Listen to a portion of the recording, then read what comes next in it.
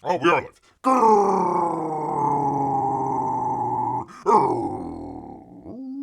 Greetings, humans! Greetings and welcome back to another fun-filled episode. We're here. 29-year veteran of the woods. That's where bears live, people.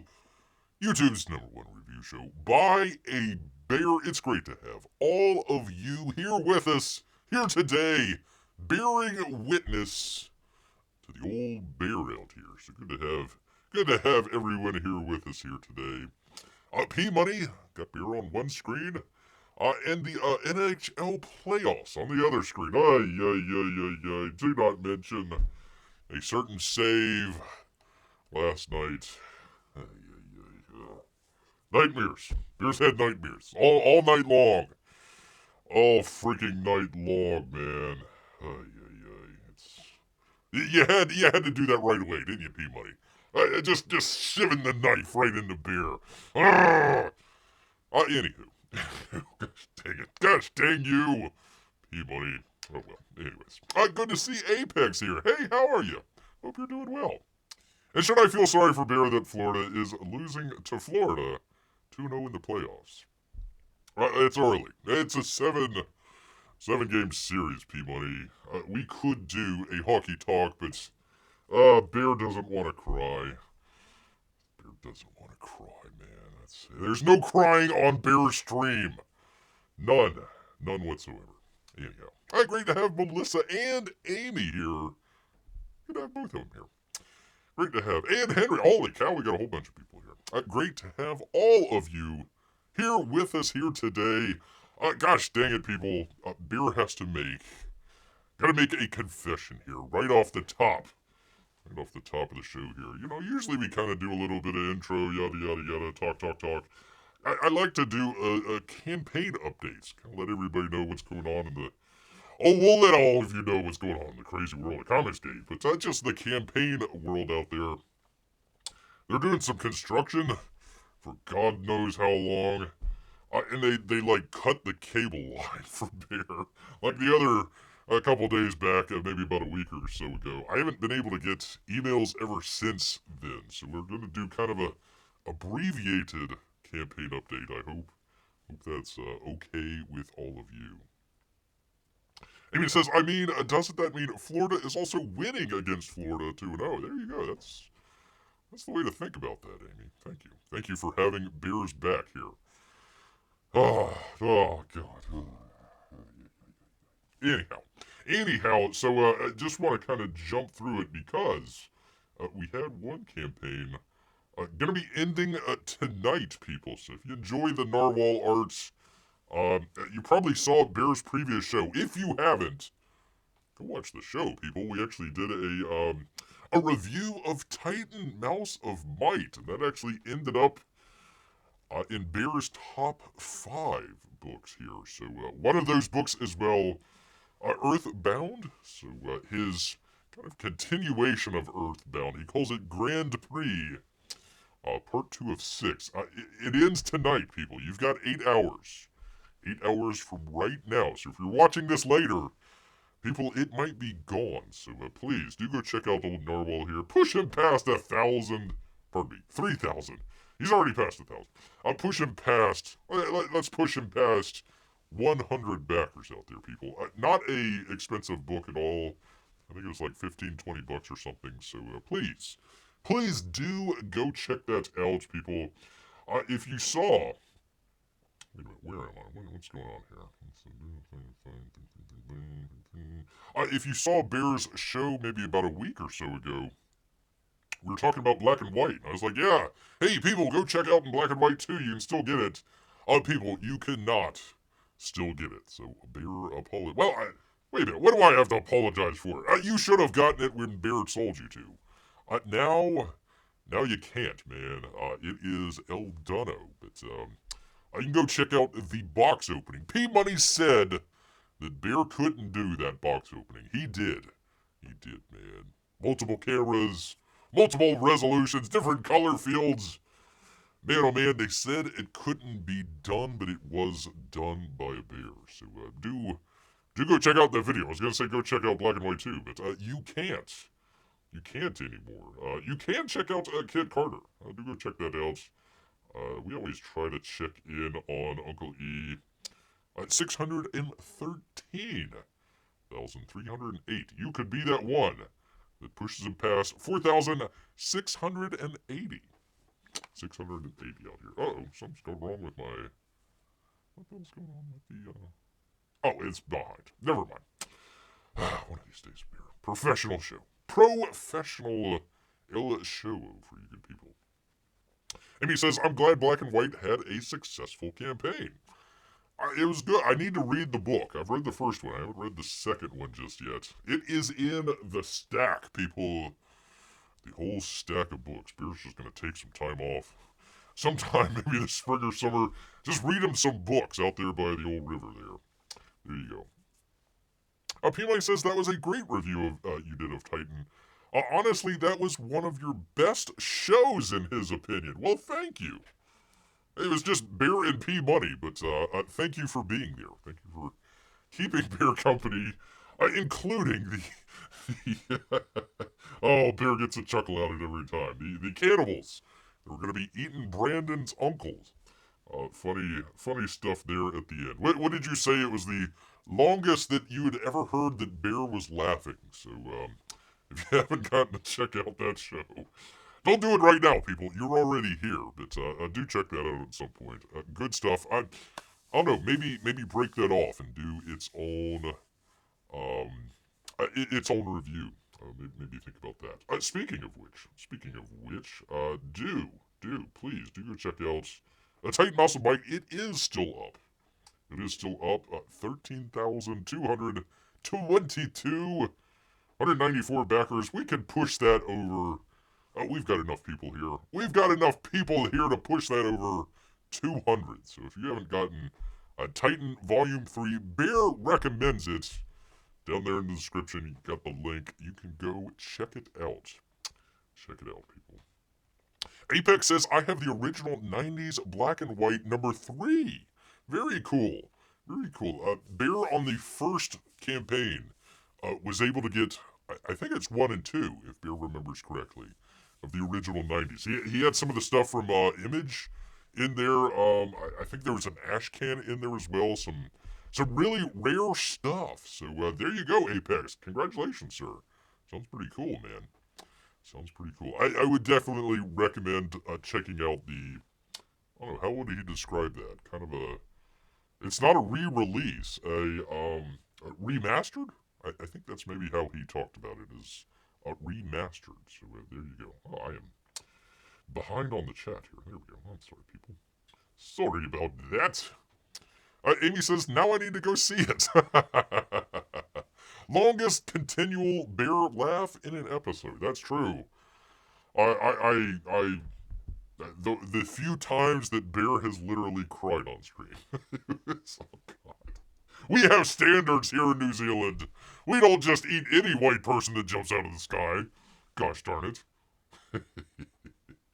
So anyways, please do go check out not only the video, but also the campaign as well, people. Do go check that out. Go check that out. So, anyways, I didn't have any... I'm sure there's plenty of updates out there. I just don't have any email. So I apologize, people. I'm sure there's some good stuff going on out there. But gosh darn it, we've got to talk. We've got to talk about what's going on in the crazy world of Comicsgate, people. Cecil, no longer in Comicsgate. Been booted out, at least of Saturday. I don't know, something may have happened since then. Beer's watching of streams has kind of went downhill, so I don't know. Maybe something happened there. Cecil, Anna, just kaput, out. Apparently no more Jack show as well. Probably about a year and a half too late in Bear's opinion, but that's alright. No more Jack show out there. Apparently, Cecil is part of the meme police. Known instigator Cecil out there is part of the meme police. Apparently calling... Listen, when Bear first started checking out YouTube, how to do YouTube, how to do a beer show on a streaming platform like YouTube.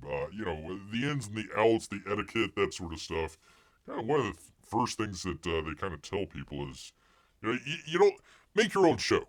Don't make your show about going after other people's shows or channels out there, unless there's just something egregious or something like that out there. I know the truth about blah blah blah blah, and we're gonna set it straight here today. Yada yada yada. So you really don't want to go after other shows, but it happens. It happens out there. No More Jack show. It needed a long dirt nap, says Apex. Oh boy. Listen, if you like the show, great. If you didn't, the Jack show was interesting. It started out just as the four of them: John, Anna, Cecil, and Kelsey. That's how he came Jack. It was just them kind of hanging out on a stream one night, just kind of talking and hit it off really well. And they says, "Hey, let's go ahead and do this next week." And then somebody came up with the acronym Jack, and it became its own little thing. But it was really just kind of a couple of the artists kind of just yucking it up. It kind of turned into sort of Howard Stern light and just kind of very kind of shock jock-esque type stuff out there. Some odd stuff that was going on. Beer kind of checked out for quite a while there. So no loss for Bear or Apex out here. But yeah, anyway, so you don't really want to go after other shows or other channels out there. A lot of the stuff is kind of going back and forth with the Friday Night Tight folks. Gary, let's see, Belcher, something like that.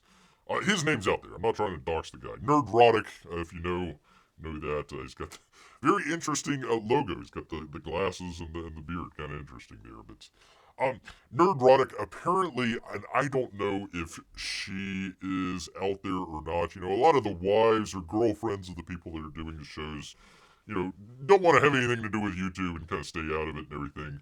So I don't know if she was, Gary's wife out there. I don't know if she was, well known or, her identity was known or anything like that out there. But apparently somebody at Comicsgate thought it was a great idea to start making fun of her. I'm not going to go through it all. And Cecil just kind of came out and says, "Hey, that's not cool." Essentially, "Hey, that's not Comicsgate, or that's not the Comicsgate I know," or something like that. And of course, everything blew up after that fact. That might have been right after the Jack Show fiasco that happened. And then basically Cecil has been, unfortunately, booted from old CG. Anna, that Star Wars girl, is well out there. So, which brings it all back to the old C2E2 situation. So, C2E2 in Chicago, I think this weekend, it might be next weekend, I'm not exactly sure. They were supposed to go to the C2E2 show. They were going to have a booth there. John, who else was there? Uncle Lee was going to be there. Shane Davis, a number of other people that are going to be at the booth. At the very last minute, they got kicked out. They got kicked out of the show for whatever reason. Apparently, there was some issue with the booth. They were trying. The official reason was they were kicked out because they were bringing more people into the booth that either they hadn't told them about or weren't paying for the booth or something like that. They had paid for the booth, but they were bringing, their friends in and stuff like that. And that's kind of, they says, hey, you bring workers in to kind of help you out, but, we don't want to have a whole bunch of extra artists out there. Have them go get their own booth. That's kind of their kind of view of it. Of course, we have the whole Hatch group as well, so that's probably part of it. It's probably a majority of it. So, the whole thing with C2E2 is now off. They're not going to the actual convention. They're going to go to some bar, apparently, for meetups. Uncle E is not going to be there. He's just going to show up for maybe an hour or so and then kind of head out. So, the whole theory behind it was, hey, come on down to C2E2, meet your favorite Comicsgate personalities. Enjoy the show. We're going to, have a great time, all that good stuff.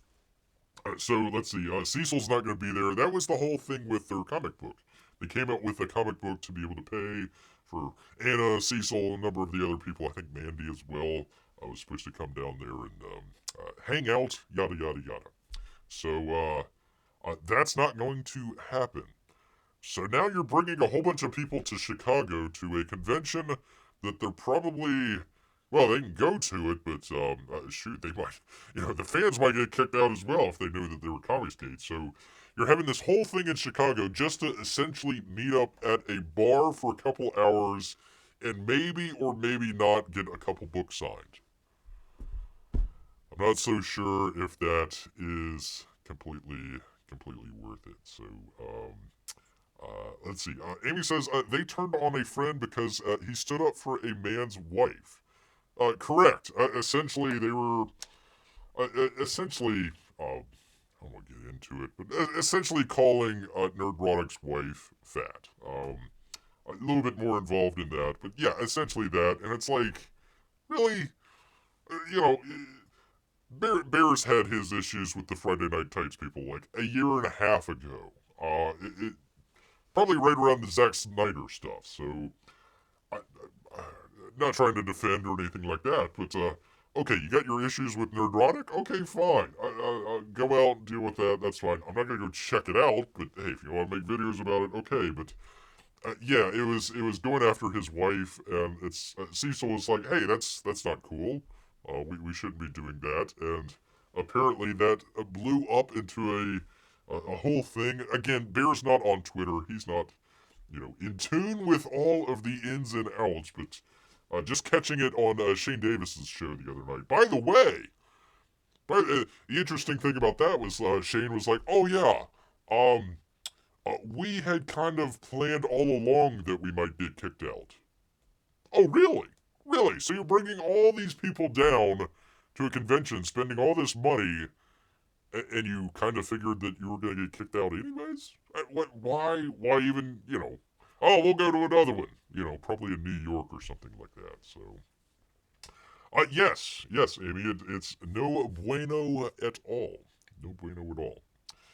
Wait, 2 of the 4 from the Jack Show have now been booted from Comicsgate. No, 3! There's only Jay left. Kelsey got booted. Oh man, poor Kelsey. He was having such a great time down in Tampa, and then all the shenanigans happened. Anna apparently is no longer there as well. Cecil no longer there. Poor Cecil. So he's got thrown under the bus. So yeah. 3 out of the 4 there. So if you're a fan of the Jack Show, I apologize. This isn't a hit piece on the Jack Show. It's just relaying what's going on. So Beer wasn't too thrilled about the whole Chicago thing anyway. So I was actually looking this up. Let me bring this up here. Let me see if I can find it here. Worried about bad stuff maybe happening. You've pretty well put a target on your back. Hey, Comicsgate, rah, rah, rah, rah, rah. You've put a target on your back in probably one of the least accommodating cities for people in Comicsgate. So, yeah. So I came up with a couple articles here. Chicago holds rattiest city for 9th straight years. LA takes number 2 spot from New York. That would be from the Orkin people out there. Let's see, this was USA Today and Anthony Robello, if I get that right. So there you go. I'm not so sure if you want to go to the city that's known for having the most rats. Ahead of Los Angeles, New York even. We all knew Washington, D.C. had a bunch of rats. San Francisco, Philadelphia, Baltimore, Denver, Detroit, Cleveland, and Akron round out the top 10 most rattiest cities. Chicago, most rattiest cities out there. They can't take it. Can't take it anymore. Never seen rats this bad, says Portage Park residents from NBC Chicago, and doesn't say here. Apologize. They examined the city of Chicago's website and found that rat complaints in the area that were made as recently as Friday. That would have been 2 weeks ago or so. Resurgence of rats have gotten out of control in Chicago's Portage Park neighborhood. Multiple residents explained Friday as they called for a city leader to take further action. Good luck with that. Good luck with that.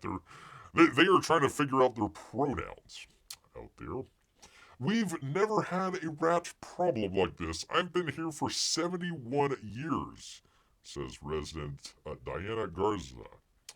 But rats still remain an ongoing issue, as they still often visit alleys at night.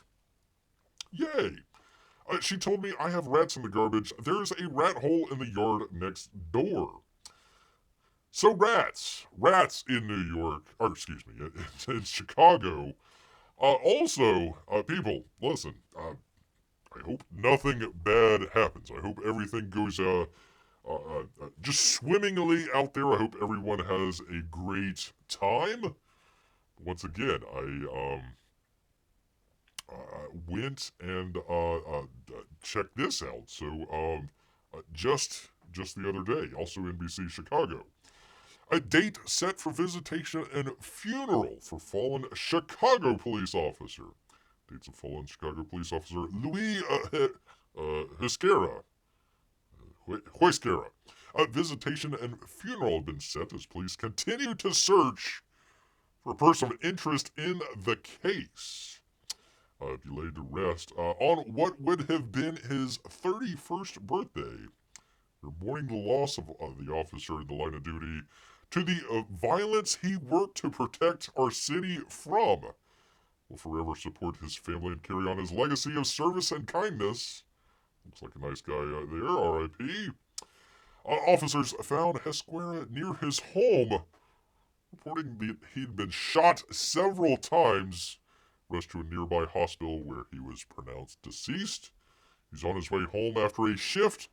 At the time of the shooting, says that he was in uniform and in his vehicle was taken following the shooting. Officer was still wearing his uniform, but he had some covering it up. We're still at the preliminary stages right now.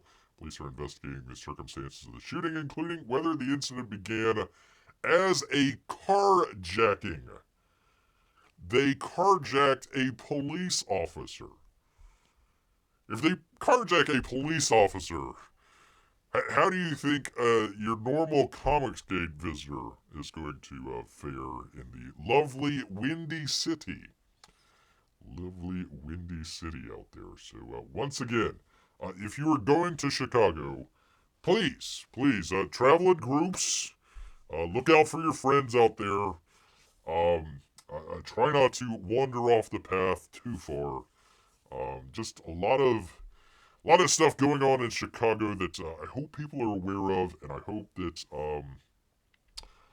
I hope that they're not being drawn into any danger. I'd love to be completely wrong about this. Barry, you're just blowing things out of proportion, yada yada yada. Sure, I'll take that. I'll take being wrong any day of the week if people come out okay. But once again, Bear thinks that it is a really dumb decision to go to Chicago. But having said all that, the sort of, I guess, tipping off point for John out there was nobody was coming to his defense on the Friday Night Tights side of things out there because he was getting banned from the Chicago Expo. Well, when you're ragging on these people for 3 or 4 months, I wouldn't expect them to come to your defense. And then you go rag on the guy's wife as well. I don't think that's a good idea. Once again, Bear will come to the defense of John Malin, Shane Davis, all the folks going to Chicago this weekend, next weekend, whenever it is. Be safe out there. But it's kind of like when your friend, like if you got a friend out there and he makes a really dumb decision, you kind of stand with your friend out there, you stand with him, blah, blah, blah, blah. And after a little bit of time's passed, you kind of pull him aside, hey, Frank, hey, Fred, whatever.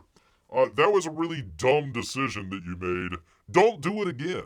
Do not do it again. I'm here because I'm your friend. but don't do stupid stuff like that again. So once again, I hope it goes well. I think this is a really dumb idea to go to Chicago. Um, really, just about any other city would have been better, but that's where they decided to go. So that's where they decided to go out here. So, ay ay ay. Yeah, I know, Amy. There you go. Prayers for the family indeed. So hopefully some good will come out of that tragic situation. There we go. Jack Show 2019 to 2024. Was it that long? I guess so. I guess, yeah, I guess so. I guess you're right, Apex. It looked like Anna, that Star Wars girl, was on the Jack Show 5 days ago. Yeah, she was. She was, but apparently this stuff either blew up that show or just a little bit after. Once again, Bear, listen, people, it's hard enough just to do an hour. I'm not complaining, but it's hard enough to do an hour-long show. A 5-hour-long show, I'm sorry. Bear just doesn't have the time to sit there for 5 hours to go listen to an entire show. So, I don't know if it happened before or after that, but yeah, there you go. Yes, there was a Jack Show last Thursday. Apparently, the last one. So, unfortunately for that, so, John's a great guy. I'm sure he'll find another group of folks. Maybe join the Ballers or something like that. He'll land on his feet. I'm sure Cecil and Anna as well. They've got their own channels and are doing fine. It's not that big of an issue there. But yeah, once again, that is kind of the kind of nuts and bolts as far as Bear understand it. So there you go. Don't come to Chicago unless you own Chicago, says Apex. There you go. There you go. All right, completely switching gears here, people. Bear had to just gotta get that off of his, gotta get it off of the old Bear chest here. Just letting everybody know what's going on, just in case you're not aware. Bear's not really even that aware, so just kind of picking up pieces here and there. But man, oh man, what a crazy year it's been for Comicsgate, and it's not even May yet, for crying out loud. Not even May, people. All right, completely switching gears here. Completely switching gears over at Deadline. Good folks over at Deadline.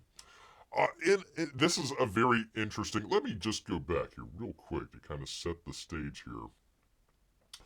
Had a fascinating survey that's, I think it was either Variety or THR, the Hollywood Reporter did.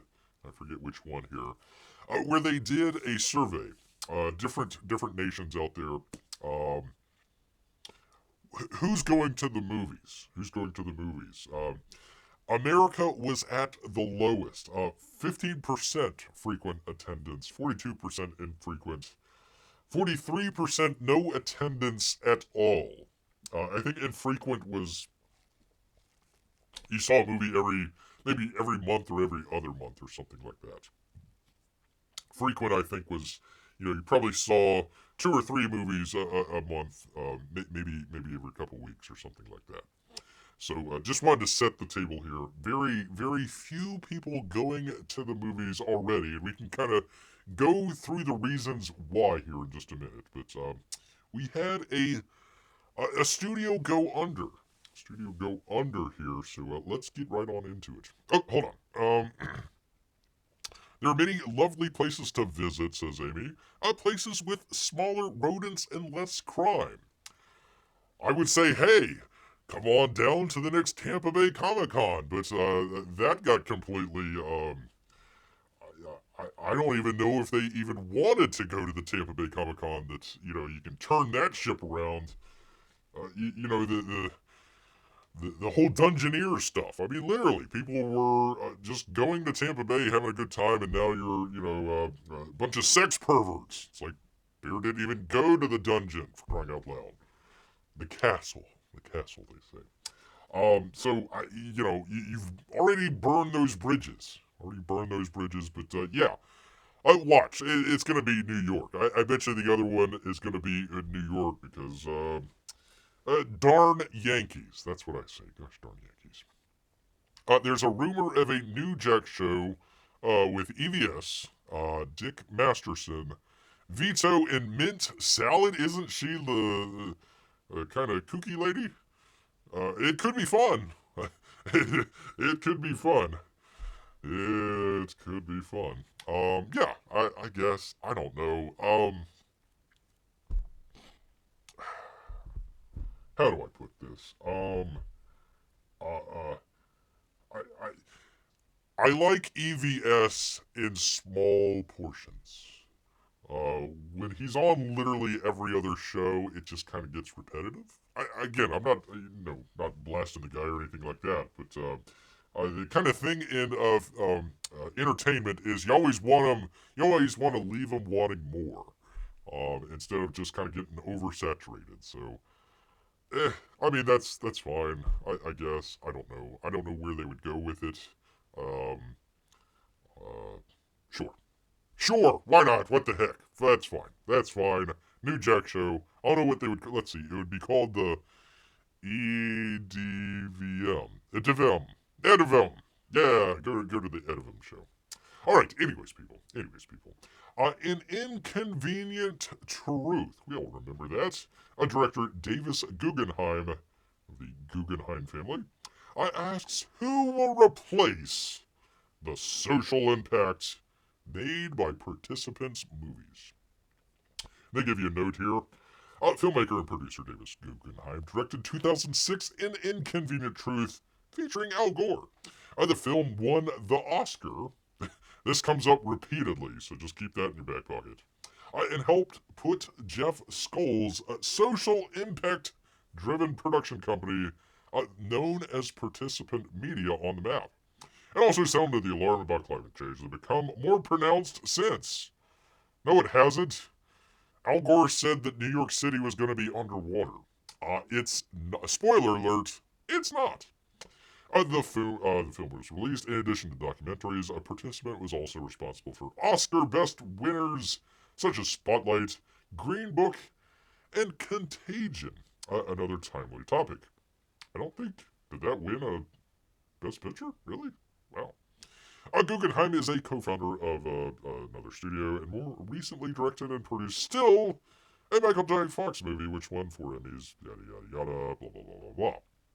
So that's who is writing the article here. 20 years ago, I sat with 100 or so others in the auditorium at a CAA. That's the casting agency. Next to me was Jeff Skoll, who recently founded Participant Media, and together we watched Al Gore give a slideshow lecture about climate change. Gore had his charts and graphs, and methodically he made his case. I had seen the presentation a few weeks earlier and was shocked by it.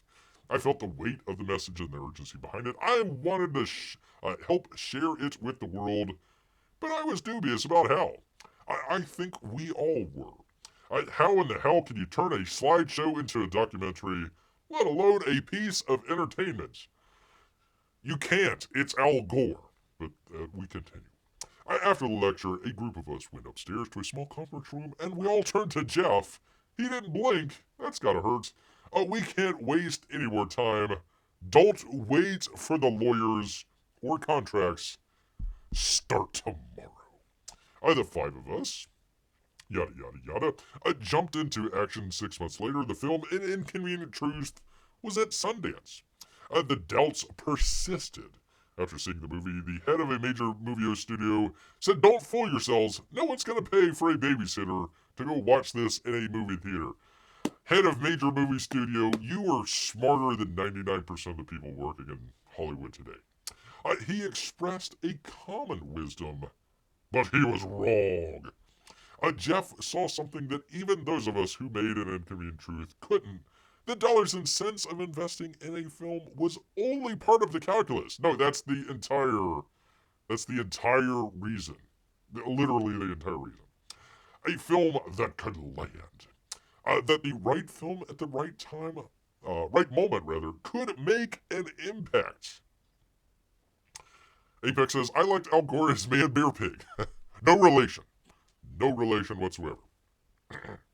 So Jeff, Like so many of the characters in the film he loved, made a bold choice.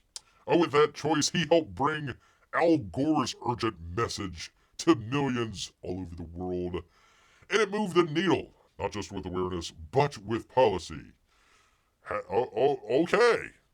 Well, then Al Gore is like a god because he stopped the rising sea levels and prevented New York City from being flooded. So congratulations, Al Gore. He changed the conversation about climate change. He changed the field of documentary, and he changed the movie business. Dang you, Al Gore, inventing the internet and now changing the movie business. This week, since Participant announced it's closing its doors. What? No way. I've received hundreds of texts from family and colleagues mourning the end of the company's run. There's also been the inevitable post-mortem commentary about whether Jeff Skoll's 20-year venture was worth it. Spoiler alert, it wasn't. Look at the ledger, the critics say. I have, sir. I have. Bear is a critic, and I say look at the ledger. Participant never made a dime. D-I-M-E, it never made a dime. And we will go through all the Oscar-winning movies that they produced. The implication is that Jeff was just another sucker swindled by Hollywood charlatans. What? No way. I'll bet anyone who's worked with Jeff will tell you that he knew exactly what he was doing. I'm a good communist. I'm burning money left and right. Would the cynics have been happier if Jeff had parked his money somewhere else to silently accumulate? Yes. Yes, I would. Jeff made this investment with his eyes wide open. And those who look only at participants' bottom line miss the bigger picture. No, we haven't. Sometimes when you consider only what you can measure, you miss what actually matters. Huh? What? Alright, whatever. Apex says, great way to put your kid to sleep. Watch Inconvenient Truth. You don't even need the babysitter. To fairly assess the company's legacy, you have to remember the market for documentaries back in the day before Inconvenient Truth. At the time, I was an inspiring director, and I was floundering. You are part of the Guggenheim family, sir. You don't have to work a day in your life. I pitched PBS only months before on another project and never even received a reply. It was the kiss of death. There was PBS and there was HBO, and that was about it for documentary work. Really?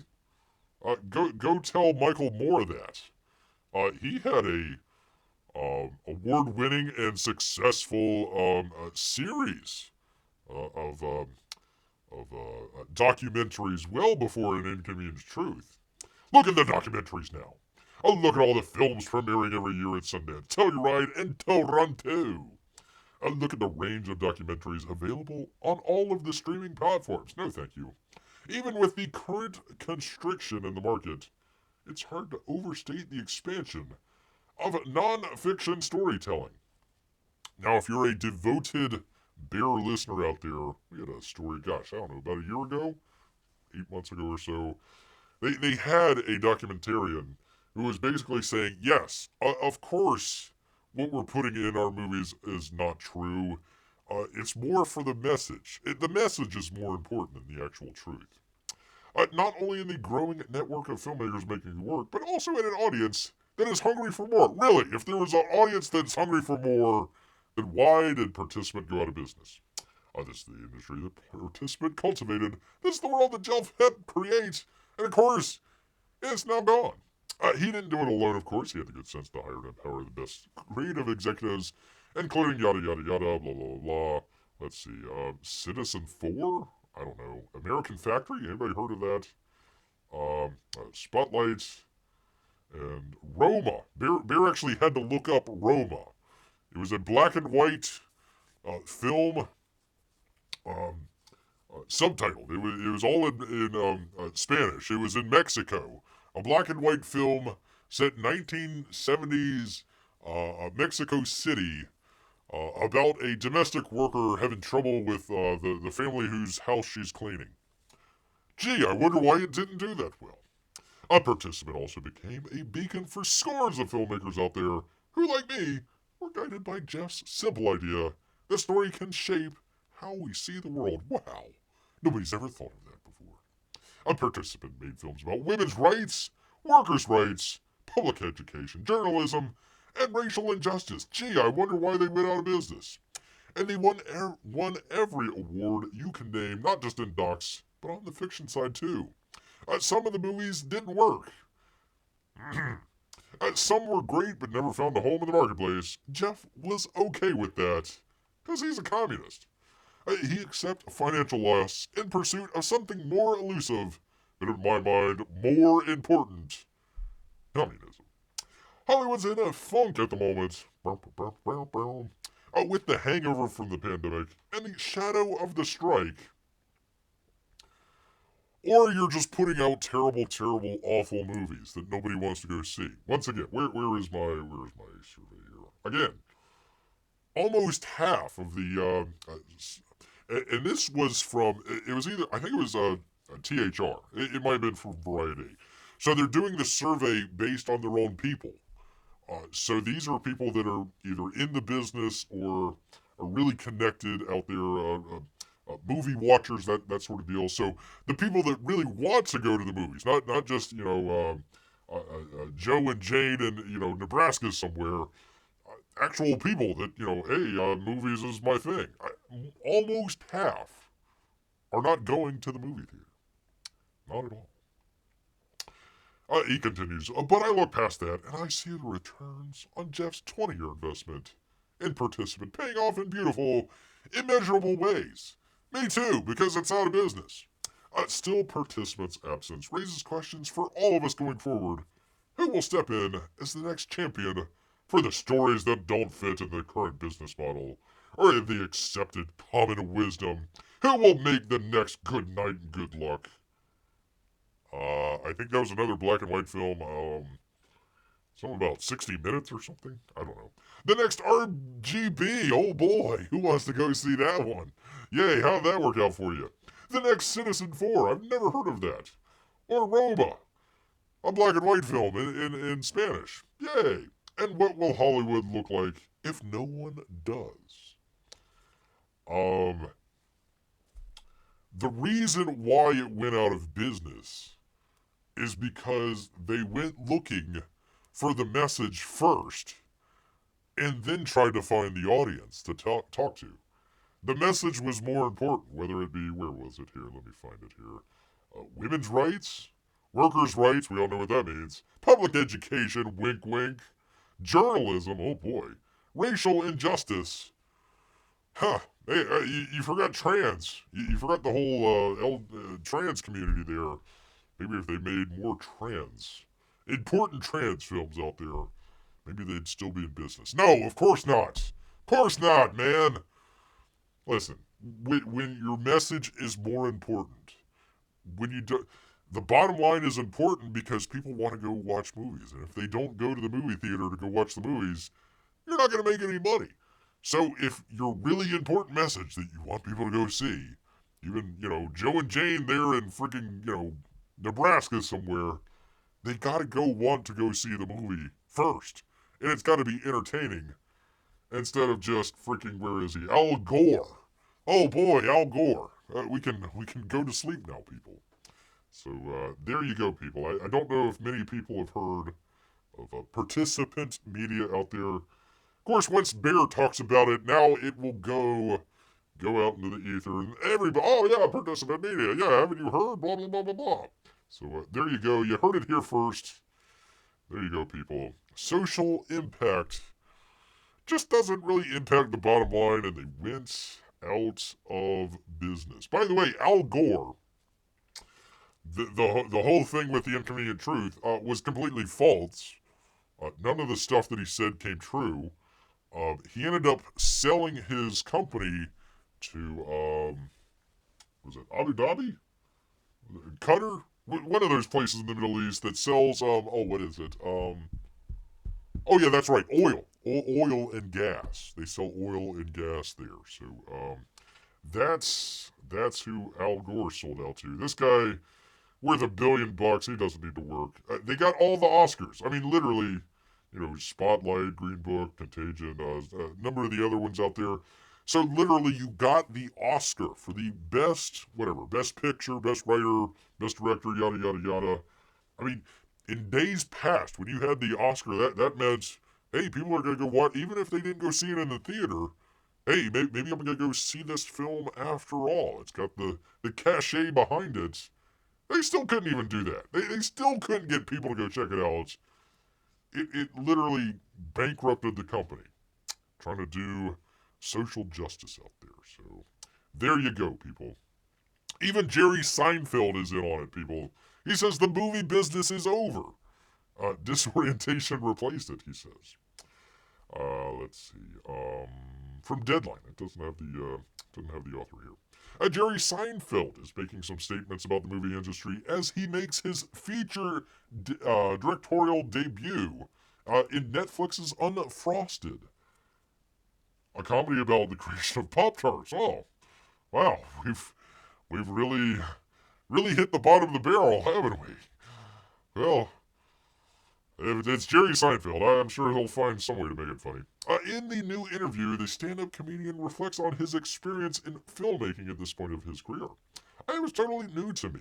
I thought I had done some cool stuff, but it was nothing like the way these people work, he said. They're so dead serious. They don't have any idea that the movie business is over. They have no idea. He continued, film doesn't occupy the pinnacle in the social, cultural, hierarchy that it did for most of our lives. I wish that I could just plaster that all over the place. It's true. I mean, TikTok, of course, but I mean, you got video games. Many of you are here watching Bear right now. Internet, that sort of stuff. It doesn't have that. So again, freaking Al Gore participant media, they thought, we're going to make social change. We're going to put out all this great stuff. It wins all the awards. And it's like, no, your whole thing is dead. You have no idea. When the movie came out, it was good. We all went to go see it. We all discussed it. We all quoted lines and scenes we liked. Now we're walking through a fire hose of water just trying to see. When asked what replaced film, Seinfeld said depression, malaise, I would say confusion, disorientation replaced the movie business. Everyone I know in show business every day is going, what's going on? How do you do this? What are we supposed to do now? I don't know. Ask South Korea. Ask India. I wouldn't say go ask China, but they're doing all right for themselves out there. Once again, we'll go back to our survey here. India, China, Italy has pretty good movie people out there. France as well. Of course, they invented the whole thing. So, go ask them. Go say, hey, instead of making messages, how do we just make movies? I think that would be the thing. As for Seinfeld's position in the industry, he says, I've done enough stuff that I have my own thing. I have FU money. Which is more valuable than it's ever been, I'll say. Stand-up is like you're a cabinet maker, and everybody needs a guy who's good with wood, but a bump. There's trees everywhere, but to make a nice table, it's not so easy. So the metaphor is, if you have a good craft and craftsmanship, you're kind of impervious to the whims of the industry. Audiences are now flocking to stand-up because it's something that you can't fake. It's like platform diving. You could say you're a platform diver, but in 2 seconds we can see if you are or if you aren't. That's what people like about stand-up. They can trust it. Everything else is fake. Well, except for Bear Show. Bear's the real deal, people. The real deal. Wait, Al Gore, who supposedly invented the internet, may have said something not true. It's true. Disorientation replaced the movie business. Interesting take. Well, that's from Jerry, I got FU money, Seinfeld. There you go, people. So that's what's going on in the crazy world of Hollywood. Well, I haven't gotten to check it out. Kind of in line with this, a little bit in line with this. Let me go to the next story here. A little bit with it. Where are all the viewers going? Where are all the eyeballs going? Video games. So what do you do if you've got a successful video game? Let's make it into a TV show or movie. Okay. So they have Fallout Vault 33. This is from comicbook.com, and it doesn't say. A glasses review. Vault Boy approved. Let's see. The Fallout Vault 33 glass may boast a premium price tag that will scare some wastelanders away. But those with enough bottle caps, I see what you did there. For the retro futuristic gaming and computer glasses from Gunnar. This is a pretty easy recommendation, with only a couple of exceptions to consider. The new glasses were officially released earlier this month, alongside the new Amazon Prime TV show, which I haven't gotten to check out. I kind of want to go check that out. And much like the show, the glasses are proving quite popular, as evident by how quickly they began to sold out. Thankfully, a restock is planned to happen within a month or two, so any Fallout fans who missed on the first wave can get a second batch. So there you go. There's the glasses right there. They look a little thick to me, but very, very interesting. Seinfeld show royalties alone probably gave him enough FU money. There you go. Let's see. First of all, if you don't own a gaming or computer glasses, you should. What? They are not a gimmick. Reducing blue light actually has health benefits, yada, yada, yada, blah, blah, blah, blah. I don't know what that has to do with the glasses, but there you go. The Vault 33 glasses are no exception. They're not cheap, but the premium features and craftsmanship shows when you look at them and use them. If you like their retro futuristic look, you're going to like the way they look. How they look in fancy product shots is how they look in real life. So there you go. There is a shot of the old glasses there from Fallout. So I remember in the game, like if you found the glasses, like what did it do? It increases your intelligence, or it increased one of your values there. I forget which one. But yeah, Bear made sure to figure out where the glasses were. And what was the latest one? Well, not the online one. Was it 4? I think Fallout 4 was the last one, right? I played 3. 3 was pretty good. 4, I thought was really good. I like the DLCs. The one where you go to the... well, they had one in Maine. I thought that was pretty cool. And they also had one where you went to the Coca-Cola factory or whatever they call it. I thought that was pretty cool. Interesting. Although it was on the PS3, PS4. So the graphics, oh man, and of course jankiness all around. It's wouldn't be a Bethesda game without some jankiness out there. So there you go, people. If you need to get some new glasses for being on the internet, there you go, people. It's even got the little 33 logo there. Pretty cool. Pretty cool. Is Fallout doing a better job adapting to TV better than Halo did? I don't know. I haven't seen it. I saw where they did the Fallout thing, where it was just like, it wasn't even, again, message. Let's do the message first, rather than just, hey, let's just make a good adaptation of a video game. They could have just done that, but nope. Gotta do the old message. Oh, there you go. You get a little bit of a collector case and a cleaner, a little Fallout Boy a bag as well. So if you are into the old Fallout and Vault Tech, there you go. You get some glasses. Check them out, people. Check them out. Oops, did I forget to? No, I didn't. So, helping to precipitate the end of the world as we know it, and bring in our AI overlords. People, you gotta watch out there. Gotta watch out from the war zone. Howard Altman. Meet the flame-throwing robo-dog named Thermonator. The Thermonator. Let's check it out, people. Let's check out the Thermonator. Let me do the thing with the thing. Come on. Nope, not that. Crying out loud. Do the thing with the thing. There we go. The Thermonator, people. If you haven't had nightmares before, prepare to have some today, people.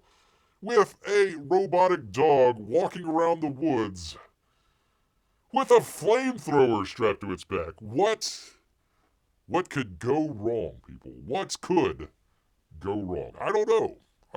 Let's find out.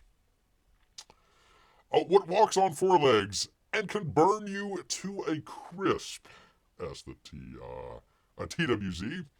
Thermonator, which is an Ohio-based manufacturer of flamethrower, claims is the first ever flamethrower-wielding robot dog. Well, it's about time.